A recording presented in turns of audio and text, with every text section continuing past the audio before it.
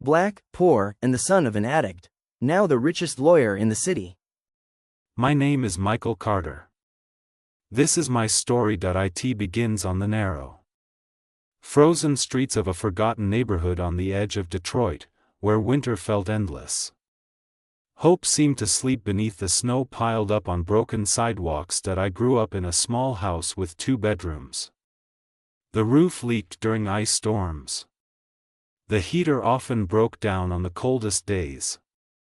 The fogged-up windows couldn't keep out the freezing wind that slipped through the cracks in the poorly sealed walls. My father, Charles, was a strong man, but broken by alcohol.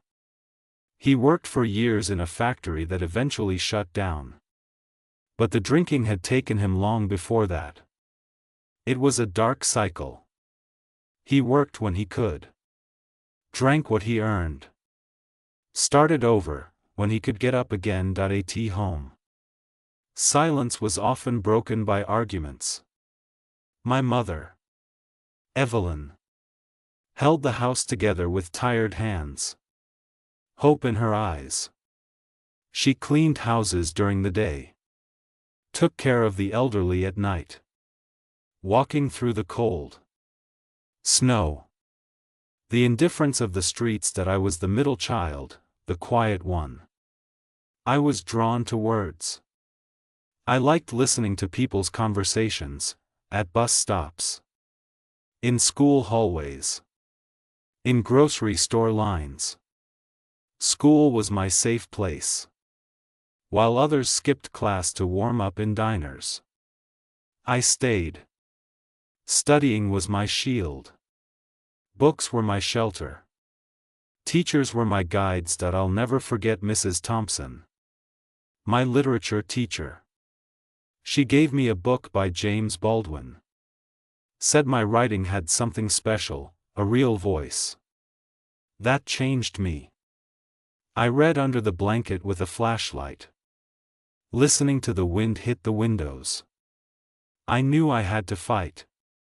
I knew I wasn't meant to stay on those frozen streets. At 17, I got accepted to a public university in New York State to study law. I'll never forget the look on my mother's face when I told her. She cried so much, like she was letting go of years of pain. My father was silent, but I saw a flicker of pride in his eyes. College was a battlefield. I worked as a delivery guy during snowstorms, as a cashier, as a library assistant. I slept little, ate poorly, but I kept going. My frozen hands held law books like maps to another world. I faced racism, cold stares, professors who ignored me or expected more from me than others. But I also found mentors, like Professor Wilkins, a retired criminal lawyer who saw himself in me. He guided me, introduced me to legal circles, opened doors. In the summers, while others traveled, I worked in public offices, defending people who couldn't afford a lawyer. Once, I represented a single mother wrongly accused of stealing. She was a black woman. Tired eyes, shoulders heavy with fear. We proved she was innocent. That day marked me. It was the first time I truly felt the power of justice. I graduated with honors, against all odds. Got hired by one of the top law firms in New York. At first, I was invisible, the intern writing reports. But I stood out. I studied every case like I was fighting to breathe. I won cases no one thought possible. I defended the forgotten with everything I had. Soon, my name started spreading, in courtrooms, among judges, in legal circles. At 29, I opened my own firm. In 5 years, I became one of the most respected and highest paid lawyers in the city. My name was in legal magazines, opinion columns, even academic papers. But I never stopped being that boy from Detroit, the son of a broken man, an unbreakable woman. I never let pride replace humility. I always believed success without purpose is just failure in disguise. That I helped my father quit drinking. It was harder than any trial. I took him to AA meetings, held his hand through relapses, cried with him, argued with him, sat in silence with him. Today, he's a new man. He reads the paper, tends the garden, tells stories from when the factory still had life. I took my mom out of cleaning jobs. I bought her a house with a porch, a fireplace to stay warm in the winter. She grows plants in the summer, reads novels on the couch, finally rests. That I married Sarah, a professor of African American history I met at a university lecture.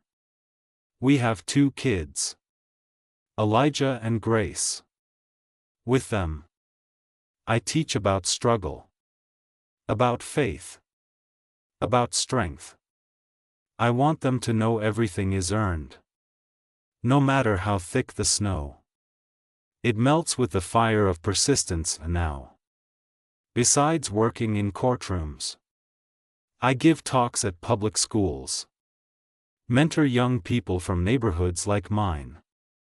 I started a foundation that offers scholarships, legal guidance to Black and Latino students. My goal is simple: to make sure more stories like mine can grow. My story isn't about money. It's about rising above. It's about refusing the fate handed to you. It's about walking through the snow with holes in your shoes, still moving forward. It's about looking back with pride, looking forward with faith. That I am Michael Carter.